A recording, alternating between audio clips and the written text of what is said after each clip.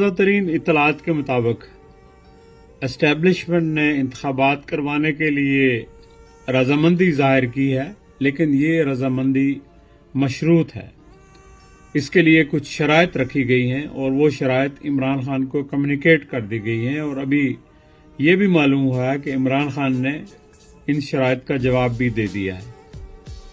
اور یہ شرائط اسٹیبلشمنٹ نے اس لیے رکھی کہ اسٹیبلشمنٹ اس نتیجے پر پہنچی ہے، اور جو ان کو رپورٹس ملی ہیں کہ جس قدر بھی اس سسٹم کو طوالت دی جائے گی اسی قدر حالات مزید خراب ہوں گے، ملک بینک کرپٹ ہو سکتا ہے، ملک کے اندر بدامنی اور خانہ جنگی پھیل سکتی ہے جو شاید کسی کے کنٹرول میں نہ رہے۔ اس لیے انتخابات ہی ان مسائل کا حل ہے۔ لیکن اب اگر انتخابات کروائے جائیں، غیر جانبدارانہ انتخابات کروائے جائیں، آزادانہ انتخابات کروائے جائیں، تو لگتا یہ ہے کہ عمران خان 2/3 میجارٹی سے واپس آ جائیں گے، اور پھر وہ کچھ ایسے اقدامات کریں گے جو شاید اسٹیبلشمنٹ کے لیے قابل قبول نہیں ہوں گے یا ان کی نظر میں وہ بہتر نہیں ہیں۔ تو اس لیے انہوں نے پہلے ہی عمران خان کو کمیونیکیٹ کیا ہے کہ اگر یہ شرائط عمران خان مان لیں تو انتخابات ہو سکتے ہیں۔ جو شرائط عمران خان کے سامنے رکھی گئی ہیں ان میں پہلی شرط یہ ہے کہ رجیم چینج آپریشن جو ہوا ہے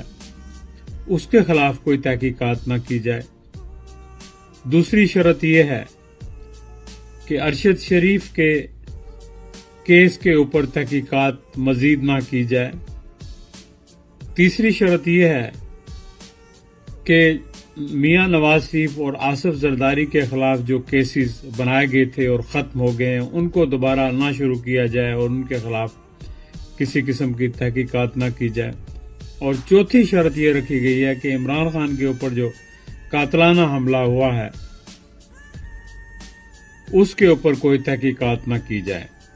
یعنی یہ چاروں کیس داخل دفتر کر دیے جائیں۔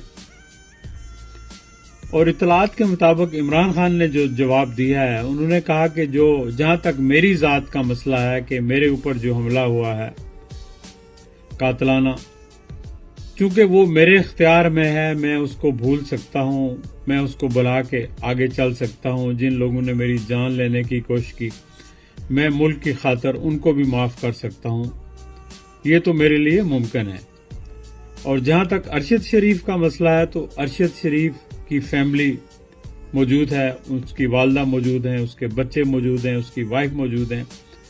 تو وہ فیصلہ وہی کر سکتے ہیں۔ وہ اگر ارشد شریف کے قاتلوں کو معاف کریں، ان کی مرضی، ان کو سزا دلوانا چاہیں اور کیس کو پرسیو کرنا چاہیں تو ان کی مرضی، جیسا وہ چاہیں گے۔ اگر میری حکومت آ گئی تو ایسا ہی کرے گی۔ جہاں تک مسئلہ ہے رجیم چینج آپریشن اور میاں نواز شریف اور آصف زرداری کے خلاف کیسز نہ کرنے کا، ان کی تحقیقات نہ کرنے کا، تو یہ بھی میرا اختیار نہیں ہے، یہ قومی مسئلہ ہے۔ چونکہ ان اقدامات کی وجہ سے قوم کو نقصان پہنچا ہے تو اس سلسلے میں تو معاف نہیں کر سکتا۔ اگر قوم معاف کرتی ہے، اگر پارلیمنٹ معاف کرتی ہے تو یہ اور بات ہے، لیکن میں ذاتی طور پر ایسے وہ سارے اقدام جن سے ملک کو نقصان پہنچا ہے، ملک کی دولت لوٹی گئی ہے، ایسے اقدامات کو میں کم از کم جو ہے وہ معاف نہیں کر سکتا، بھول نہیں سکتا۔ تو اب یہ جوابات تو اسٹیبلشمنٹ کو مل گئے ہیں۔ اب اسٹیبلشمنٹ نے یہ فیصلہ کرنا ہے کہ کیا وہ واقعی جو موجودہ ہائیبرڈ سیٹ اپ ہے اس کو جاری رکھنا چاہے گی، جبکہ آدھی اسمبلی خالی ہے، 2 صوبوں کی اسمبلیاں سرے سے موجود نہیں ہیں، تو اس سیٹ اپ کو جاری رکھ کر ملک کے کون سے معاملات جو ہے وہ حل کرے گی، یا ملک کو کس قدر استحکام ملے گا سیاسی، معاشی یا کسی بھی لحاظ سے، تو ظاہر ہے اس کا جواب تو نفی میں ہے۔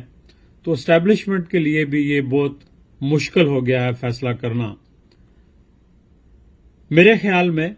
یہ مشکل نہیں، یہ بہت آسان ہے، لیکن اسٹیبلشمنٹ اگر چاہے گی کہ وہ اپنے پیش رو جنہوں نے ملک کو اس ڈگر پر پہنچا دیا، اس بحران سے مبتلا کر دیا، اگر وہ ان کو بچانا چاہے گی تو پھر ظاہر ہے کہ اس کی سوچ جو ہے وہ پیور ملک کے لیے نہیں ہوگی، وہ عوام کے لیے نہیں ہوگی، وہ ان کو بچانے کے لیے ہوگی۔ تو جب بھی آپ جو ہے جانبداری سے سوچتے ہیں تو آپ صحیح فیصلہ نہیں کر سکتے۔ تو یہاں بھی ایسا ہی ہو رہا ہے کہ اسٹیبلشمنٹ بھی جانبداری کا شکار ہے، یا ان کی کوئی مجبوریاں ہیں، یا ان کی بھی ویڈیوز بنا رکھی گئی ہیں، یا انہوں نے کوئی وعدے کیے ہیں، یا ان کے اوپر کوئی پریشر ہے جس کا وہ اظہار نہیں کر رہے۔ لیکن اگر ایک پاکستانی کی حیثیت سے، ایک محب وطن پاکستانی کی حیثیت سے وہ سارے اپنے ذاتی تعلقات، رشتہ داریاں، مفادات، پریفرنسز کو سائیڈ پر رکھ کر صرف ایک پاکستانی کی حیثیت سے سوچیں تو ان کو اس کا جواب مل جائے گا، اور جواب یہی ہے کہ ملک کے حالات بہتر نہیں ہو سکتے جب تک ملک کے اندر فری اینڈ فیئر الیکشنز نہ ہوں۔ الیکشنز میں جو بھی جیتے وہ اپنی ٹرم پوری کرے، اگر وہ غلطیاں کرتا ہے تو بلا شبہ عوام اس کو مسترد کر دیں گے۔ عوام کی کسی سے کوئی رشتہ داری نہیں ہے، عوام تو کسی حد تک پی ٹی آئی کی حکومت کے خلاف بھی کھڑے ہو گئے تھے، لیکن جب وقت سے پہلے پی ٹی آئی کی حکومت کو ختم کر دیا گیا اور اس کا نقصان عوام کے سامنے آیا، پھر اس کے بعد لوگ زیادہ عمران خان کے اور پی ٹی آئی کے سپورٹر بن گئے کہ ان کے ساتھ زیادتی کی گئی، ان کو اپنی ٹرم پوری نہیں کرنے دی گئی۔